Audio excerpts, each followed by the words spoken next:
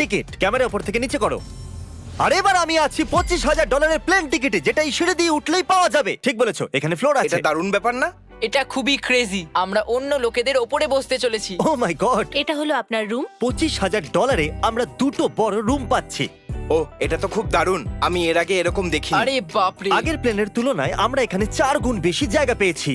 আমি এরকম প্লেন আগে কখনো দেখিনি যেখানে আমি জাম্পিং জ্যাক করতে পারি। এই দেখো। আমরা পাচ্ছি দুটো চেয়ার্স আর অনেকগুলো টিভি। এই একটা ঘরে এতগুলো টিভি আছে, যেটা আগে সবকটা প্লেন মিলিয়েও ছিল না। একজন পার্সোনাল ফ্লাইট অ্যাটেন্ডেন্ট খাবার সার্ভ করে। এরকমটা কেন? একটা বিশেষ প্রাইস পয়েন্টের পরে ওরা সবসময় ক্যাভিয়ার দেয়।